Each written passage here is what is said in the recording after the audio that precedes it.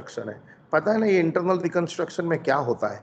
हमारी कंपनी ने continuous losses किया है और ये हमारी जो लॉस मेकिंग कंपनी है उसे हमको बचाना है। हम लोग कैसे बचाएंगे?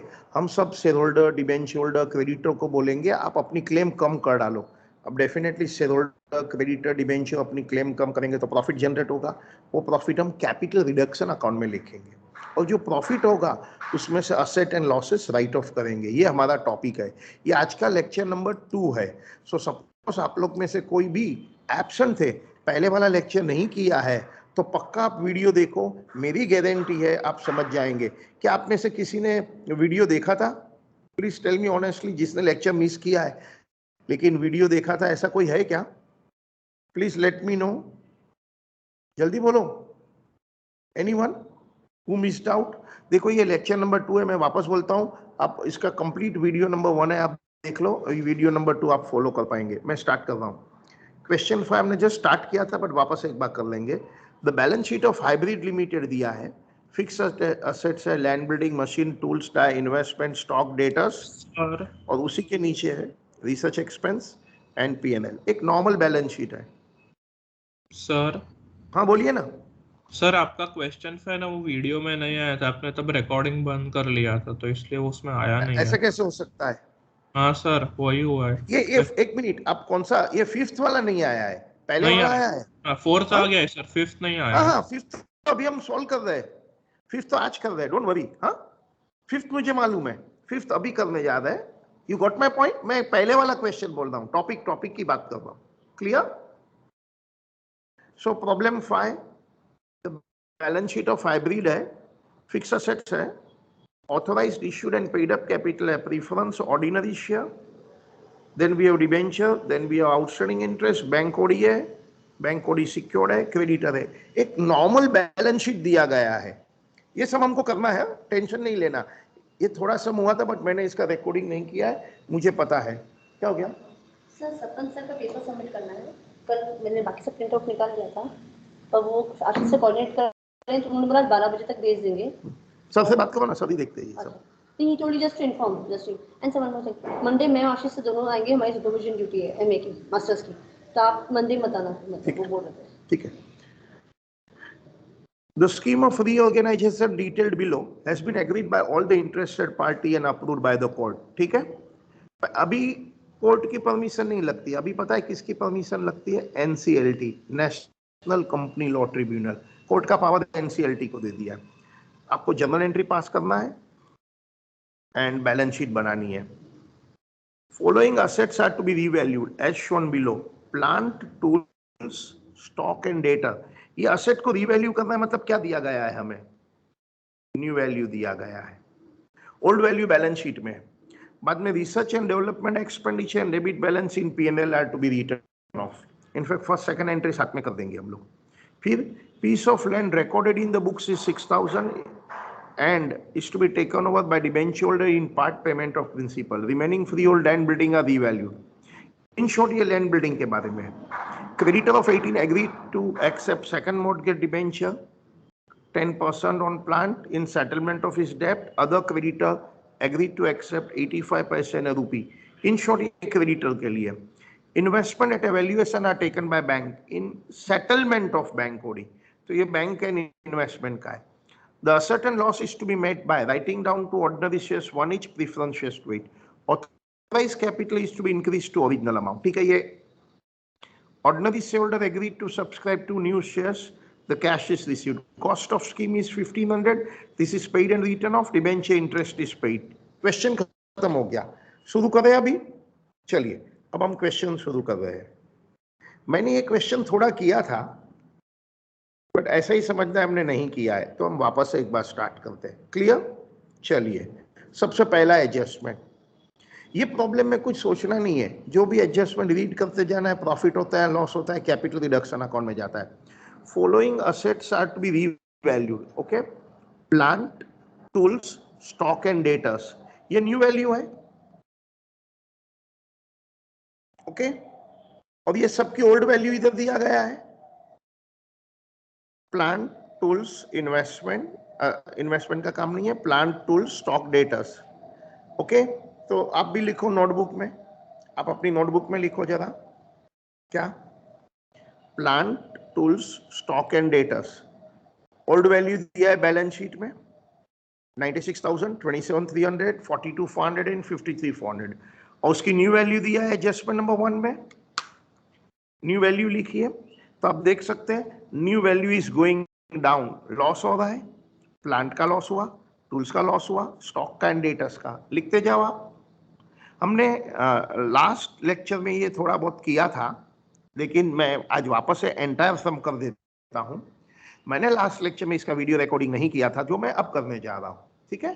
सो आपको जो वीडियो देख रहे हैं उनको ये कंप्लीट प्रॉब्लम मिलने वाला है। Plant, tools, stock and debtors. Old value लिखो आप, न्यू वैल्यू लिखो, लॉस लिखो। क्या आप मुझे ओरली जर्नल एंट्री बता सकते हैं? मुझे सब असेट को डाउन करना है।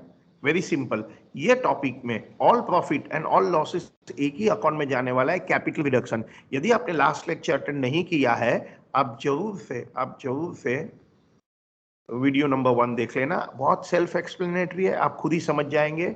मुझे ये टॉपिक अच्छा क्यों लगता है पता है? इसमें रिस्क कम है, एक एक एंट्री करने का आंसर मिलते जाएगा। एक आध रॉन्ग भी हो जाता है तो कंप्लीट सम रॉन्ग नहीं होता है। सो आई लाइक दिस टॉपिक। ठीक है, एंट्री बताओ क्या करूं? आप कोई माइक में बोलना चाहते हैं एंट्री? जल्दी जल्दी जल्दी। क्या आप लोग में से कोई माइक में एंट्री बोलना चाहता है? जल्दी बोलो, अरे बोलो ना। क्या एंट्री करूं? Capital reduction to plant, tools, stock and debtors. Capital reduction to plant 37, 12,300, 12,500 and आप साथ में सेकंड एंट्री भी कर ही सकते हैं। इसके ये देखो न्यू वैल्यू दिया था, साथ में सेकंड एंट्री भी कर ही दो ना। Research expenditure and debit balance in PNL write off कर दो। सो रिसर्च एक्सपेंस 18 है, डेबिट बैलेंस ऑफ पीएनएल को राइट ऑफ कर दो। Capital reduction to research expense, capital reduction to PNL. तो ये मिलकर मैं कंबाइन एंट्री कर दिया है। मेरी एंट्री नंबर 1 है। अब जर्नल एंट्री कर दो। Entry number 1, capital reduction account debit to plant. आप देख सकते हैं प्लांट की वैल्यू 37 डाउन हो गई। टूल्स की वैल्यू आप देख सकते हैं, ऊपर कैलकुलेशन आपके सामने है। स्टॉक की वैल्यू 12,400 डाउन हो गई है। डेटर्स की वैल्यू 4,700 डाउन हो गई है। And you know research and development expenditure of 18,000 is to be written off and loss of 98 is to be written off being expense, loss, asset, जो भी बोले वो राइट ऑफ कर दिया। सो ये हमारा टॉपिक यही है कि हमारी कंपनी कंटिन्यूअस लॉसेस में है, हमको ऑल असेट एंड लायबिलिटी उसके ट्रू वैल्यू पर लिखना है। आपने ये फर्स्ट एंट्री लिख दिया है तो ओ फॉर ओवर कर दो। आपने ये फर्स्ट एंट्री लिख दिया है तो ओ फॉर ओवर लिख दो। आपने ये फर्स्ट एंट्री कर दिया है तो ओ फॉर ओवर कर दो।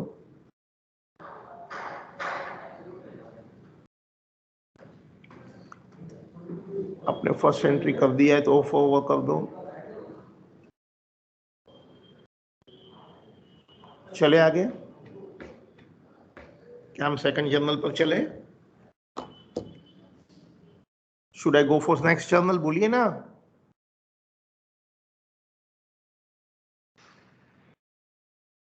Yes sir, yes sir. Okay, चलते हम लोग नेक्स्ट एंड। आपने लिख दिया ना ये? कितना ओवर आया था कि नहीं? Let me check. मैंने ओवर बोला है, कितना ओवर आया है? मैंने मोबाइल पर भी ज्वाइन कर लिया है टीम, तो मुझे दिखा। हाँ आया। स्वप्ना और संस्कृति ने लिखा। संस्कृति आप थे लास्ट लेक्चर में? नो सर, मैं ट्रैवल कर रही थी। No sir. बट आपने बाद में वीडियो नहीं देखा है ना, बाकी रखा है ना? हाँ तो सर, बाकी आपको रखा है। समझने मैं में मजा नहीं आएगा। आप प्लीज वीडियो देख लो, बहुत सिंपल है। नहीं समझा तो feel free to call me, but ऐसा होगा ही नहीं आप वीडियो देखेंगे तो। मैंने यूट्यूब पर डाल दिया है, आपके ग्रुप पर भी डाल दिया है। Okay Piece of land recorded in the book 6,000 is valued at 14। खाली इसकी बोलो एंट्री, कितने से मेरी वैल्यू बढ़ रही है? 6,000 का लैंड को 14 करता है, इंक्रीज इन वैल्यू 8,000। तो बोलो एंट्री बताओ। Land account debit to capital. ये प्रॉब्लम है, all profit loss capital reduction में जाता है। Land account debit 8,000 to capital reduction. उसके बाद and that is to be taken over by debenture holder in part payment of principal.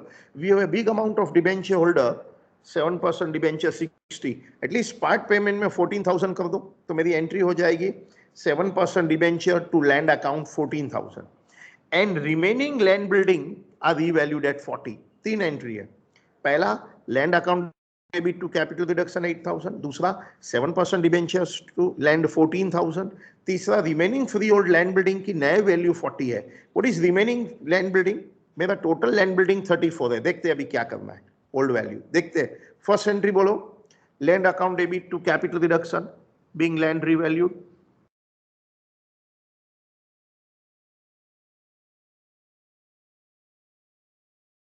ठीक है, फिर 7% डिबेंचर्स टू लैंड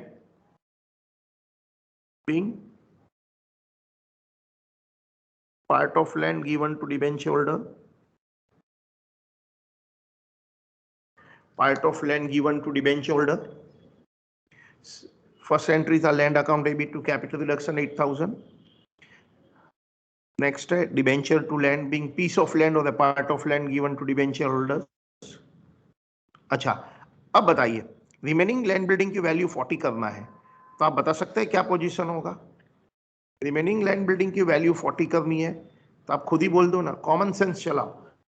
हमारी ओल्ड बैलेंस शीट जो है, ओल्ड बैलेंस शीट, उसमें 34,000 की लैंड है बैलेंस शीट में, फिर 8,000 का इंक्रीज हुआ था तो 42 हो गया, अभी अभी डिबेंचर होल्डर को 14 दे दिया, तो हमारे पास जो बैलेंस लैंड बिल्डिंग बचा है वो कितना बचा है? बैलेंस लैंड बिल्डिंग 28, उसकी न्यू वैल्यू 40 है, increase in value 12, increase in value 12। क्या आप में से संस्कृति जर्नल एंट्री बता सकते हैं कॉमन सेंस से? मुझे लैंड की वैल्यू और 12,000 से इंक्रीज करनी है, जल्दी बोलो।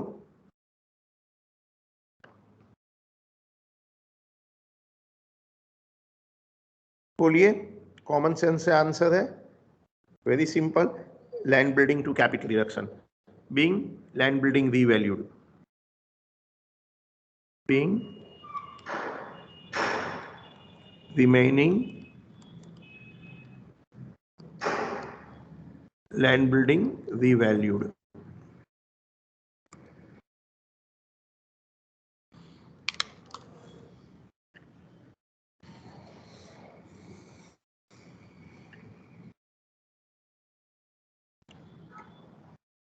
Okay,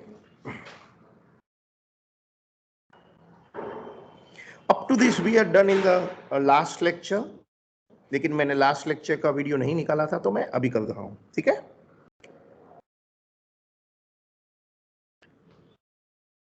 if you understood up to this, land building की पूरी एडजस्टमेंट समझ में आ गया तो यू फॉर अंडरस्टूड टाइप करो। लैंड बिल्डिंग की पूरी एडजस्टमेंट समझ में आ गया है तो यू फॉर अंडरस्टूड टाइप करो।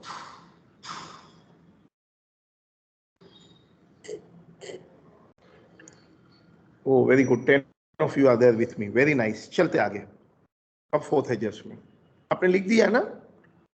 स्वप्न लिख दिया है ना एंट्री? स्वप्न संस्कृति, if you return W type 10 भी है, ठीक है, लिख दिया ना सब लोगों ने? अभी लिखा कि पहले लिखा? अभी संस्कृति आपने अभी लिखा क्या?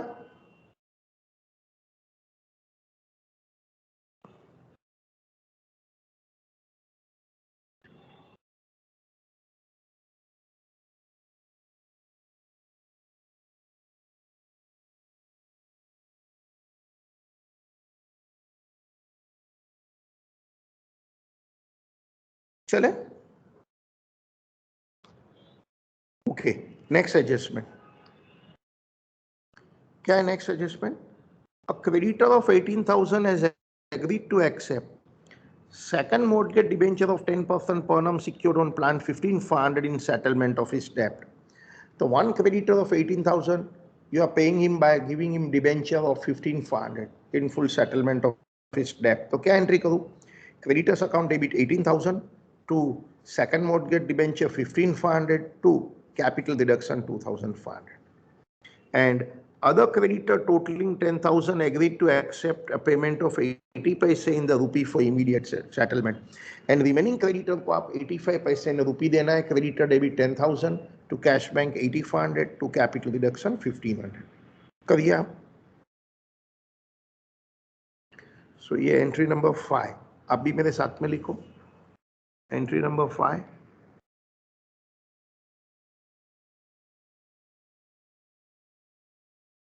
देखो जिसने लास्ट लेक्चर मिस किया प्लीज वीडियो नंबर 1 देख लो, आपको ये टॉपिक का रैशनल लॉजिक समझ में आएगा, then you will enjoy it. 10%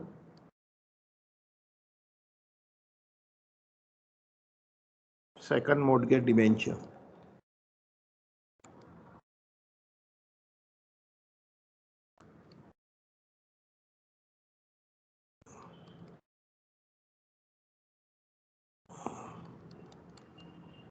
capital reduction. Being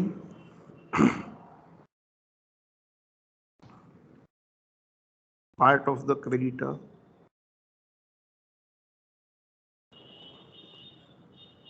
issued 10% debentures.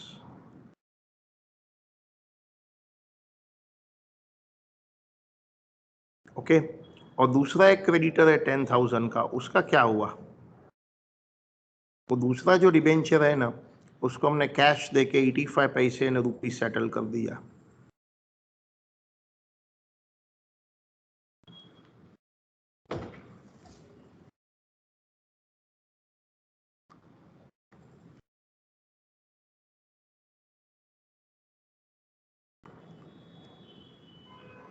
Being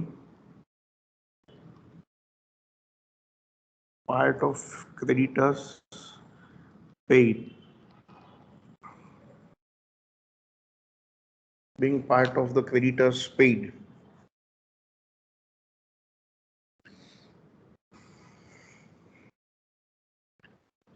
ठीक है? So one creditor of 18,000 we paid 15,500. Another creditor of 10,000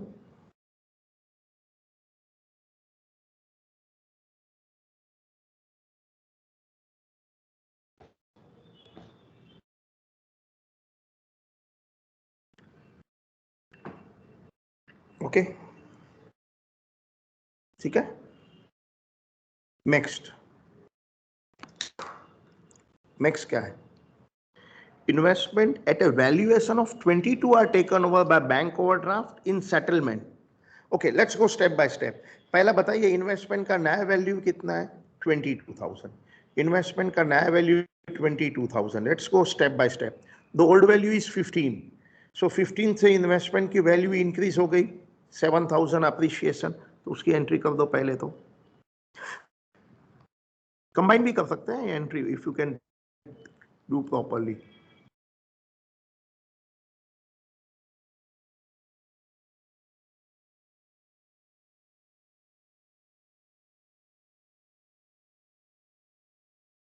Being investments revalued.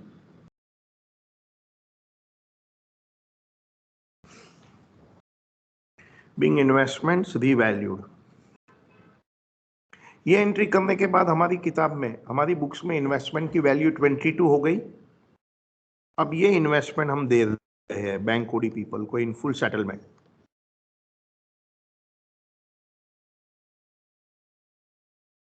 Being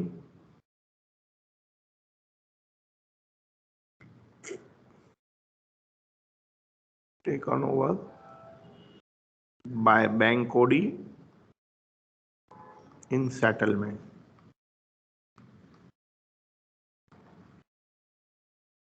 okay यहां तक समझ में आया? ऑफ कोर्स डेबिट लिखना बाकी है.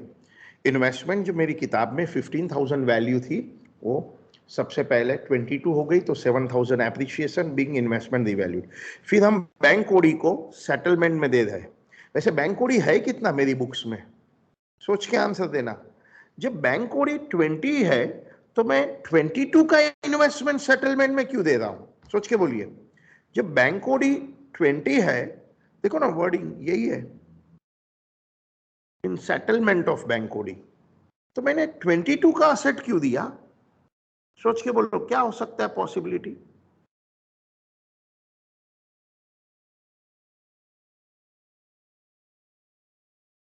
क्या हो सकता है ये पॉसिबिलिटी? क्या लग रहा है?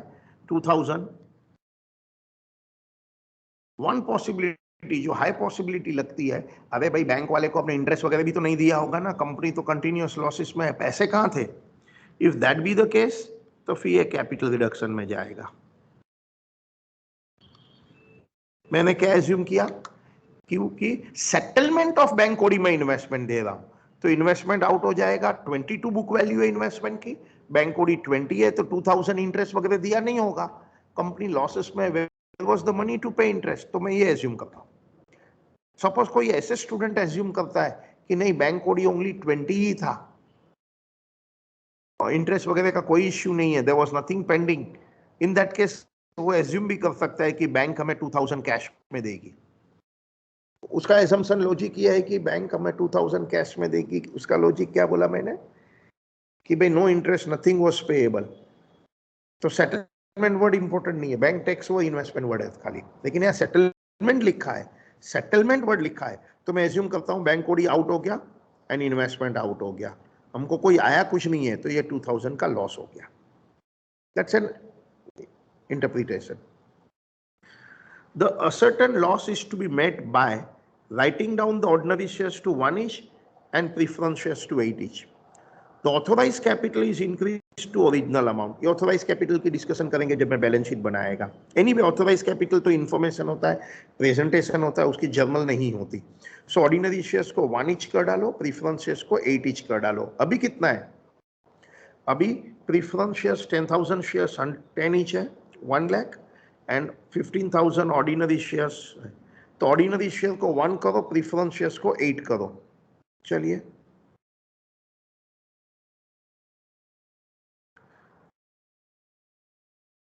अभी ऑर्डिनरी शेयर्स कितना है? 15,000 ऑर्डिनरी शेयर्स ऑफ 10 ईच है, वो अभी 1 ही कर दो।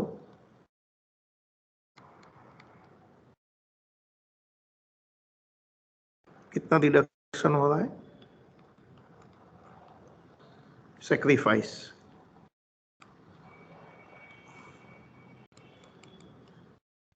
Ordinary share capital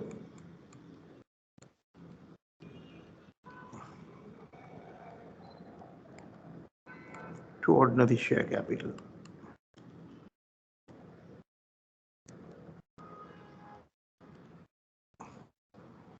To capital reduction.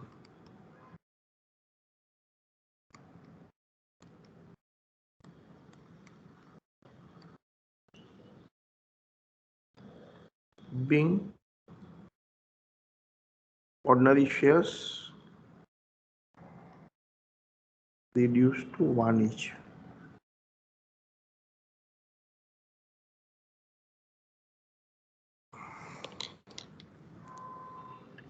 Being ordinary shares reduced to 1 each.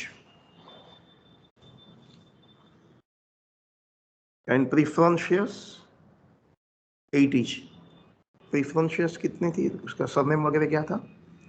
Preference shares का 6% preference shares था।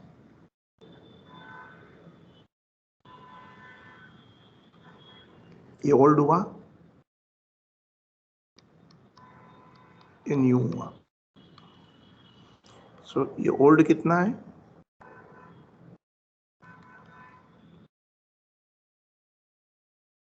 10,000, 6% preference shares, एंड न्यू क्या होगा?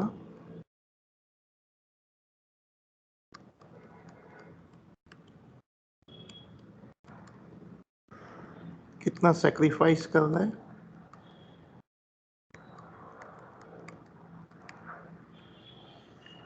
ये सेक्रीफाइस है, तो जर्नल बताइए।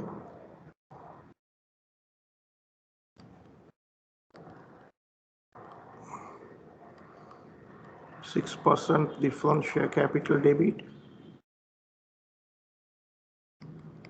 to 6% preference share capital 8 rupees वाला। सो 10 वाला आउट हो जाएगा, 8 वाला इन हो जाएगा।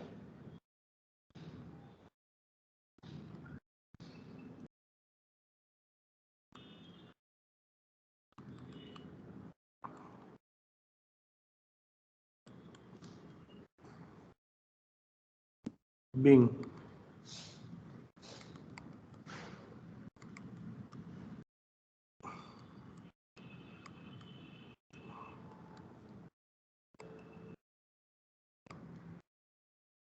being 6% preference shares reduced to 8 each.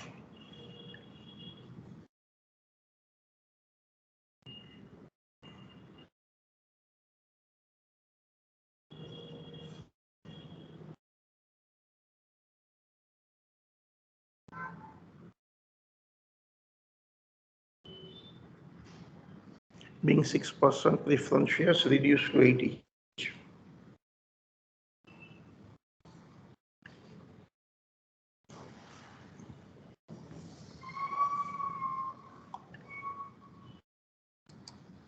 लिख दिया आपने?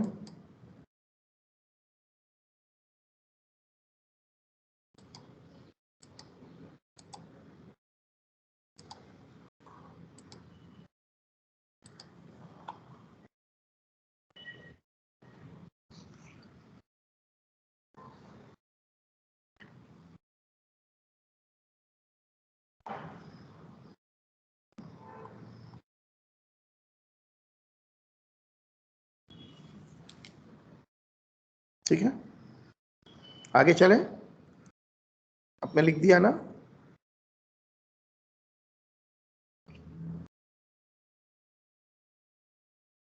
Okay.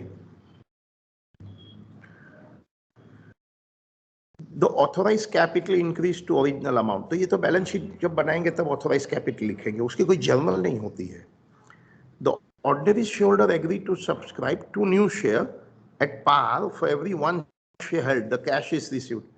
2 new share for every 1 old 2 new, तो 15,000 है ना हमारे पास ऑर्डिनरी शेयर, तो 30,000 शेयर सब्सक्राइब करेंगे। ये पैसे भी आ गए हैं, लिख डालो।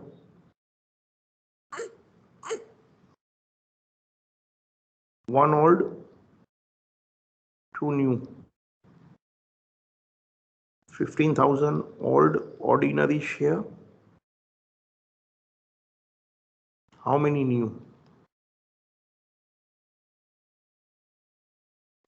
30,000 new ordinary share. 1 each वाले है, पता है ना अभी तो। Bank account debit to ordinary share capital.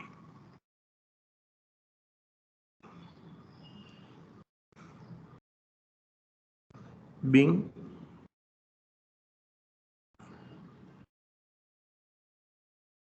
ordinary shareholders subscribe new shares.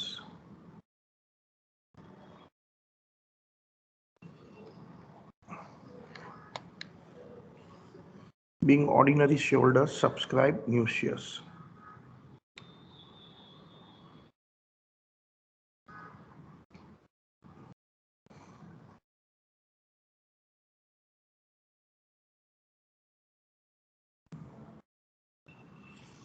ठीक है,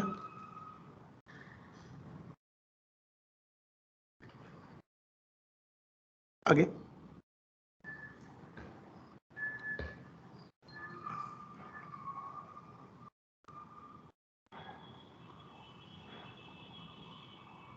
The ordinary shareholder subscribed for 2 new shares. The cash is received.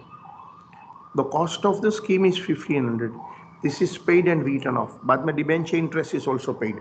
So cost of the scheme के लिए तो एंट्री क्या हो जाएगा? Capital reduction to cash bank 1,500 directly. 2 entry करना है तो ऐसे भी कर सकते हैं, expenses on reconstruction to bank being money paid, बाद में next entry capital reduction debit to expenses on reconstruction, पर डायरेक्ट एंट्री अलाउड है। Debenture interest is also paid. क्या डिबेंचर इंटरेस्ट है कुछ? हाँ, देखिए ना, लायबिलिटी साइड में आउटस्टैंडिंग इंटरेस्ट है, तो एंट्री क्या होगी? Interest due on debenture account debit to bank, interest on debenture paid. ठीक है,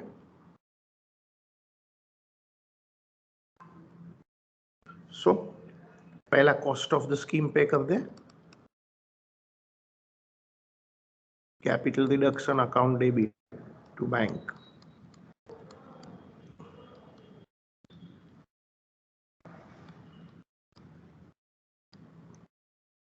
being cost of reconstruction paid.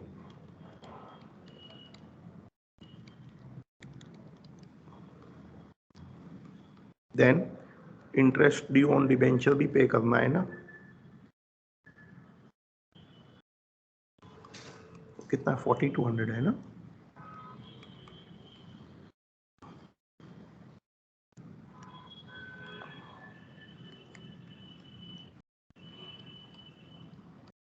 being interest due on debenture paid.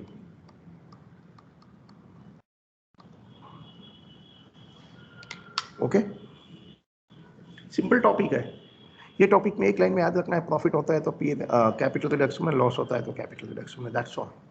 Simple topic है। प्रॉफिट कैसे होगा? जब equity capital, preference capital, debenture holder, creditor अपनी claim कम करेंगे तो profit होगा। फिर वो प्रॉफिट का यूज क्या करेंगे? To write off various assets and losses, that's it. Okay, अभी क्या करना चाहिए? वैसे तो सब ट्रांजेक्शन खत्म हो गया है, अब क्या करना चाहिए? सोच के आंसर दो सर एक सब बार लास्ट ट्रांजेक्शन। एंट्री 1 मिनट दिखाओ ना। या लास्ट एंट्री तो मैं बताता हूँ, लेकिन अभी क्या करना चाहिए वो भी तो मुझे बताओ। What should I do sir next? Interest due on debenture paid है ना? हाँ, being interest due on debenture paid, interest due on debenture paid, ठीक है। अभी अब मैं कैपिटल रिडक्शन अकाउंट बना के देखेगा, कुछ सरप्लस रहता है कभी कभी, तो वो सरप्लस कैपिटल रिजर्व में ट्रांसफर करना है। सरप्लस है तो कहाँ ट्रांसफर कर देंगे? कैपिटल रिजर्व में। तो आप प्रॉब्लम, कन्वेंशनल पेपर है तो कैपिटल रिडक्शन अकाउंट हमेशा बनाने का। सो कैपिटल रिडक्शन अकाउंट बनाइए, कैपिटल रिडक्शन अकाउंट बनाओ और पता करिए। कैपिटल रिडक्शन अकाउंट बना के देखिए, कुछ सरप्लस है, सरप्लस बचेगा क्योंकि ज़्यादा सेक्रीफाइस हो गया था, तो उसे कैपिटल रिजर्व में ट्रांसफर करते हैं।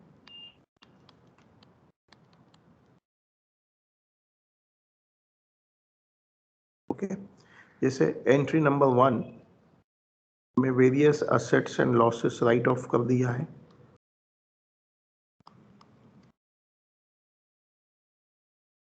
$185,500, जहाँ भी कैपिटल रिडक्शन है वो देखिए। एंट्री नंबर 1 में कैपिटल रिडक्शन है, फिर एंट्री नंबर 2 में भी कैपिटल रिडक्शन है। लैंड अप्रिशिएट किया था 8,000 से,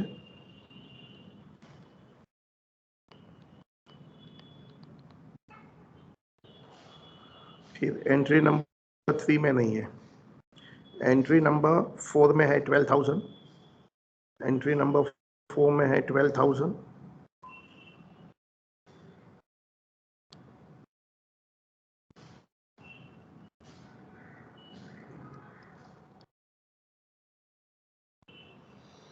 ओके। फिर एंट्री नंबर 5 में नहीं है ना 2,500, 6 में 1,500,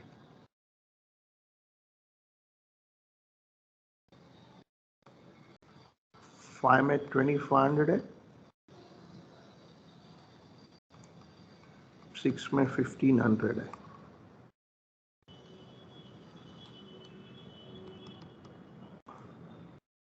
फिर एंट्री नंबर 7 में भी है ना 7,000 है, एंड 8 में 2,000 डेबिट है, 7 एंड 8।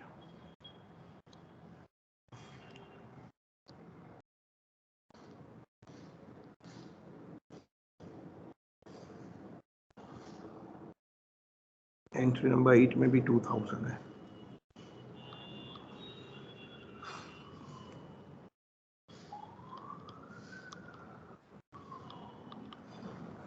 एंट्री नंबर 7 में 7,000 था, एंट्री नंबर 8 में 2,000 था।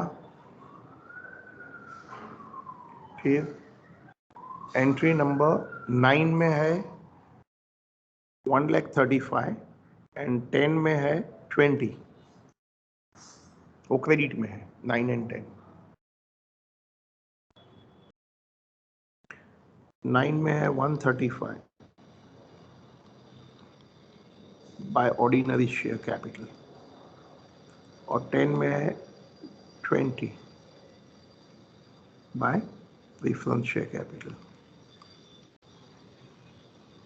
ठीक है। फिर 10 के बाद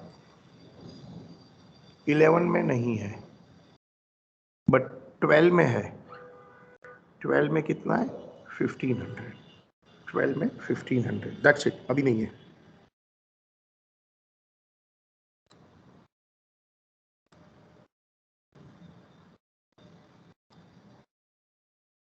चेक करो, टैली होता है, सरप्लस है, क्या है।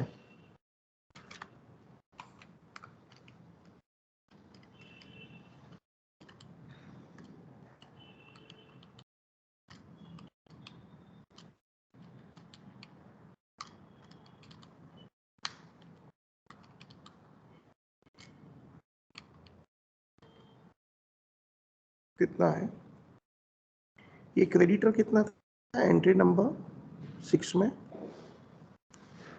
1500 है, तो ये हो गया 186 और ये भी हो गया 186, टैली हो गया। और टैली हो गया मतलब अभी कोई सरप्लस नहीं है, अदरवाइज सपोज सरप्लस होता है तो हम कैपिटल रिजर्व में ट्रांसफर करते हैं। Okay, now that the scheme is over, अब क्या करना चाहिए? अब नया बैलेंस शीट बनाना चाहिए। क्या करना चाहिए? नया बैलेंस शीट बनाना चाहिए। शुरू करें, स्टार्ट द बैलेंस शीट। क्या नाम है कंपनी का? Hybrid limited. ये डेट है 31 मार्च की। उनको कोई बैलेंस शीट की डेट दिया है? हाँ दिया है, 1 अप्रैल की, तो 1 अप्रैल लिखेंगे, hybrid limited 1 April.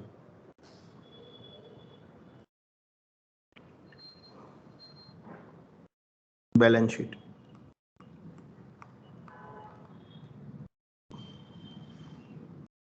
Balance sheet asset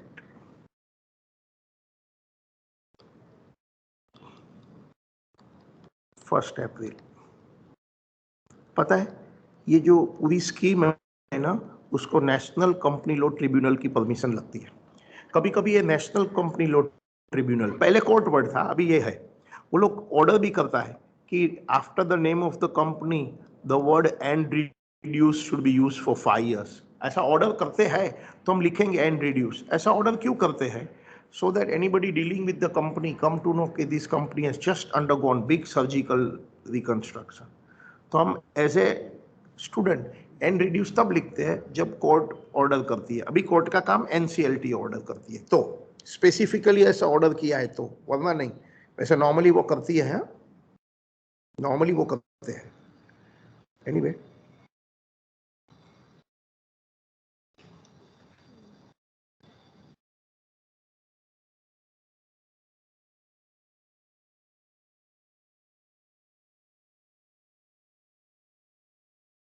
notes account भी बना के रखना है।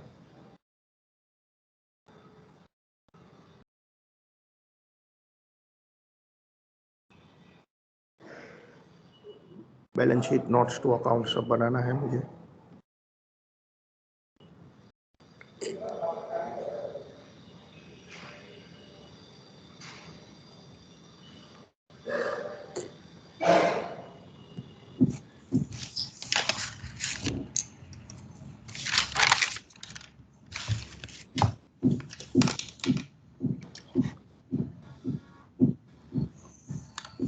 पर्टिकुलर्स, नोट नंबर रुपीस, ये हो गया notes to accounts.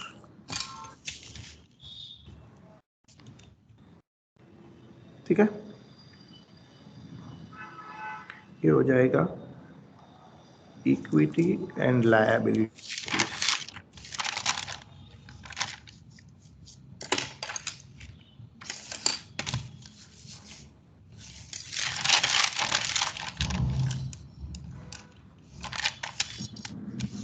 shareholders fund,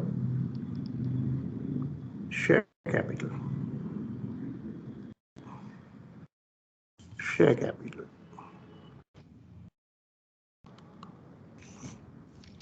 authorized capital। Now authorise capital के लिए बहुत क्लियरली हमें लिखा गया था, क्या लिखा गया था कि authorise capital is increase to original amount. Authorise capital is increase to original amount. एक कोई तो एडजस्टमेंट में लिखा था ऐसे, इधर लिखा है ना, देखो ना, authorise capital is increase to original amount. ये बहुत ही इंपॉर्टेंट लाइन है, हमारे पेपर में दिया है क्या? ऑथराइज कैपिटल अमाउंट वर्ड है, अमाउंट, हाँ है ना।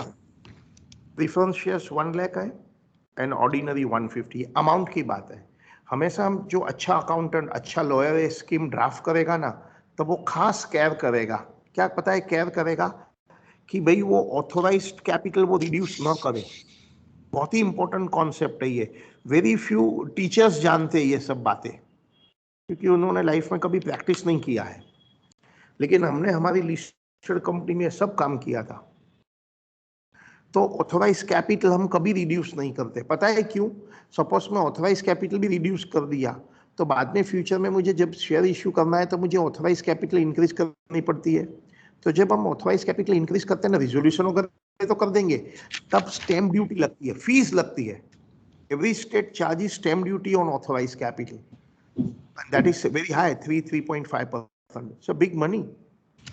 सो उसके लिए हम कभी ऑथोराइज कैपिटल रिड्यूस नहीं करते। हम जो स्कीम बनाएंगे ना कोर्ट के सामने, एनसीएलटी सामने, उसमें लिखेंगे कि we don't want to reduce our authorised capital. ये बहुत ही इंपॉर्टेंट पॉइंट, ठीक है, वेरी इंपॉर्टेंट पॉइंट है। सो रियल लाइफ में जो करते हैं उन्हीं को पता है ये क्या है। एनीवे, मेरी 1 लाख है नया प्रीफरेंस शेयर कैपिटल, पर शेयर 8 रुपीज है, तो अभी मेरा हो जाएगा 12,500। क्या है, 6% वाले, 7% वाले?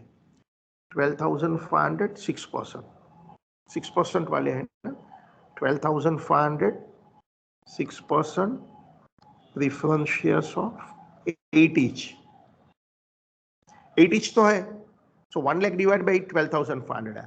ऑर्डिनरी शेयर 1 वाले है तो क्या लिखूं मैं, 1,50,000, और ये ऑथोराइज कैपिटल है, ordinary shares of 1 each. So याद रखना, authorise capital 2,50,000 is only for information purpose, balance sheet में टोटली में नहीं आता है, जर्नल एंट्री नहीं होता है। अब real capital issued and subscribe, तो जब भी अच्छा अकाउंटेंट, अच्छा लॉयर ये स्कीम ड्राफ्ट करेगा तब खास वो लिखेगा कि ऑथोराइज कैपिटल हम रिड्यूस नहीं कर रहे, हम जो भी रिड्यूस किया था खाली पेड अप कैपिटल वो सब रिड्यूस किया है, not the authorised. Okay, issued and subscribe, so 6% preference shares of 8 each, fully paid। बताइए जर्नल एंट्री देख के कितना प्रीफरेंस शेयर कैपिटल बचा है? आंसर 20,000। पता है ना कैसे? हमारी जो जर्नल थी ना, जो बैलेंस शीट में 1 लाख की कैपिटल दिया था ना, जो बैलेंस शीट में 1 लाख की कैपिटल है ना, वो तो आउट हो गई, उसकी रिप्लेसमेंट में, सॉरी 80 आ गया, मैंने 20 गलत लिखा है, उसका रिप्लेसमेंट में कितना आ गया? 80, मैंने 20 गलत बोला, 80। सेम वे बताओ अभी ऑर्डिनरी शेयर्स कितना आएगा? 1 ईच वाले हैं,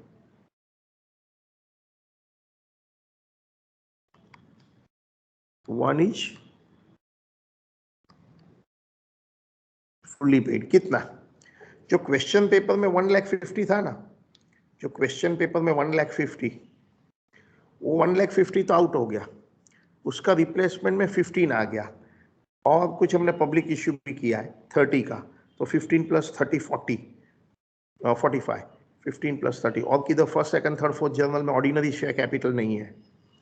सो ऑर्डिनरी शेयर कैपिटल जो ओरिजिनल 1,50,000 का 15 हो गया था, उसके बाद 30,000 का पब्लिक इश्यू फ्रेश इश्यू किया था, सो दैट इज अ 45,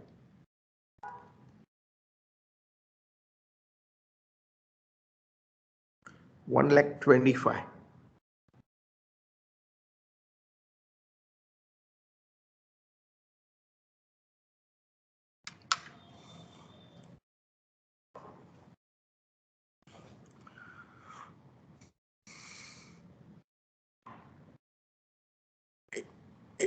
ठीक है,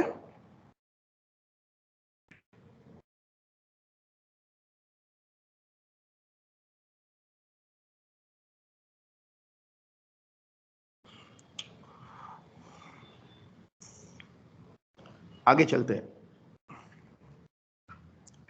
ओके, सो शेयर कैपिटल के बाद रिजर्व सरप्लस तो है ही नहीं, नॉन करंट लायबिलिटी है ना, डिबेंचर है नॉन करंट लायबिलिटी में, लॉन्ग टर्म बोरोइंग,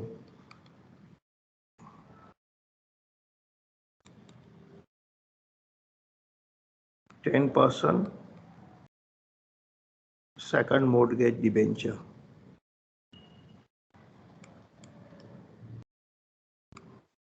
ये भी है, और कुछ पुराने भी डिबेंचर भी है ना, 2 डिबेंचर है ना, देखो ना, ये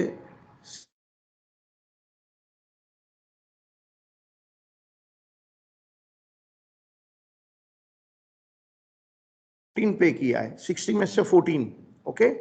और एक हमने नया डिबेंचर इश्यू किया है, ये 15,500। सो एक 6% डिबेंचर कितना है?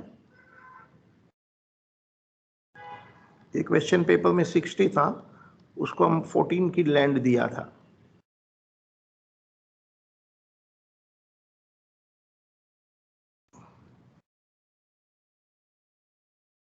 ओके,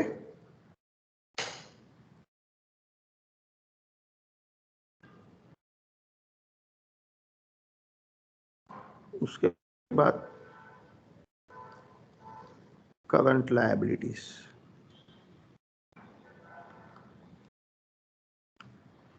ट्रेड पेएबल मतलब क्रेडिटर,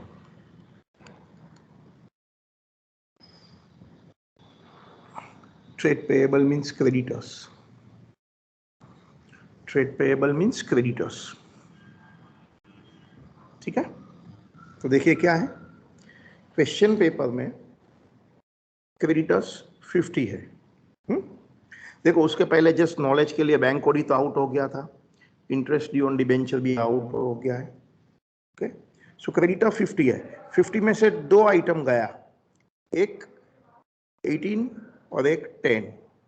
सो क्वेश्चन पेपर में जो 650 है उसमें से दो गया, एक 18 भी आउट हो गया, बचा कितना? 22।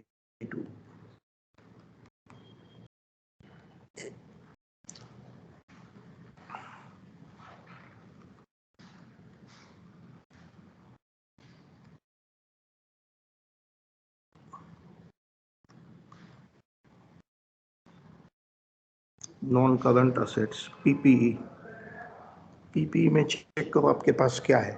लैंड बिल्डिंग भी है, वो तो सब डायरेक्ट आंसर भी लिखना है तो लिख सकते हैं, विदाउट नोट्स भी डायरेक्टली। पीपीई में आप बता सकते हैं लैंड बिल्डिंग कितनी थी, नया value of the land building 40 था, आप डायरेक्टली भी लिख सकते हैं। प्लांट एंड मशीनरी की भी नया वैल्यू दिया है एडजस्टमेंट 1 में, या तो प्लस माइनस करके भी लिखो। टूल्स एंड डाइस भी है, वैसे एडजस्टमेंट नंबर 1 में ही दिया है नया वैल्यू। कितना दिया था नया वैल्यू? प्लांट एंड मशीनरी का नया वैल्यू 59 है, टूल्स एंड डाइस का 15 है,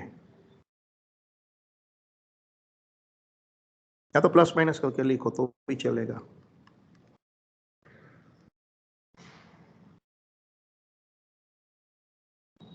सो 114 चेक कर लेना आप जरा प्लस माइनस करके। लैंड बिल्डिंग का नया वैल्यू 40 था, या तो आप प्लस माइनस करते जाओ जर्नल देख के। मशीनरी का 15 था, टूल्स एंड डाइस, उसके बाद क्या है? करंट असेट्स, इन्वेस्टमेंट तो गया, आउट हो गया। क्वेश्चन पेपर में इन्वेस्टमेंट है वो आउट हो गया। स्टॉक का भी न्यू वैल्यू डायरेक्टली दिया है। ट्रेड रिसीवेबल डेटर्स पे डायरेक्टली दिया है एडजस्टमेंट नंबर 1, या तो प्लस माइनस कर दो, बात तो एक ही है। आप चाहे तो इधर से भी प्लस माइनस कर सकते हैं। देखो लैंड बिल्डिंग, इसको प्लस माइनस करो, मशीन को करो, टूल्स को करो, या तो डायरेक्टली एडजस्टमेंट 1 में दिया। इन्वेस्टमेंट तो हमने बैंक को दे दिया था। स्टॉक एंड डेटर्स का भी नया वैल्यू दे दिया है। कितना है स्टॉक का नया value? 30 adjustment 1, and debtors 48,700। 30 and 48,700। अब क्या बचेगा? बैलेंस शीट के सब ट्रांजैक्शन खत्म हो गए, तो आपको अभी कैश एंड कैश इक्विवेलेंट लिखना है। क्या आप मुझे बता सकते हैं कैश एंड कैश इक्विवेलेंट कितना आएगा? तो उसके लिए आपको सब क्वेश्चन पेपर की जर्नल एंट्री चेक करनी होगी, कहाँ कहाँ कैश आता है।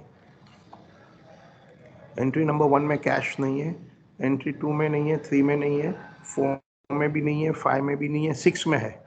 6 में 8400 का मैं पेमेंट कर रहा हूँ, सो माइनस क्रेडिटर को दिया है। 6 में 8400 को पेमेंट किया, 7 में नहीं है, 8 में भी नहीं है, 9 में भी नहीं है, 10 में भी नहीं है, लेकिन 11 में है 30,000 प्लस, 12 में है 1500 minus and 4200 minus. So 30,000 public issue का, फिर 1500 स्कीम का माइनस एंड 4200 डिबेंचर इंटरेस्ट का गया। सो बताओ अभी प्लस माइनस करके क्या पोजीशन है आपका? 30,000 रिसीट है, 8500 पेमेंट है, 1500 भी पेमेंट है, 4200 भी पेमेंट है। सो बचा कितना? 15,800। बस आप टोटल कर दो।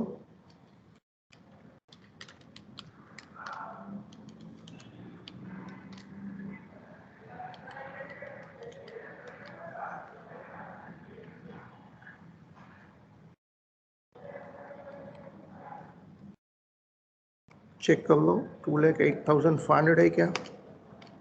चेक कर लो, मैं चेक करता हूँ लाइब्रेरी साइड का, बाकी चेक करना। हाँ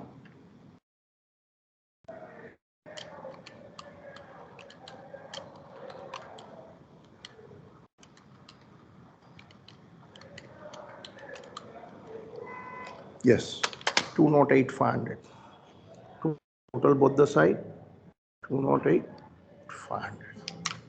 यस इसी के साथ हमारा ये बैलेंस शीट खत्म होता है। जो लोग ने डायरेक्टली ये वीडियो देखा है, स्ट्रॉन्ग रिकमेंडेशन पहले का वीडियो देखो। आप डायरेक्टली ये वीडियो नहीं देख सकते हैं, आप पहले का वीडियो जरूर से देखो, वीडियो नंबर 1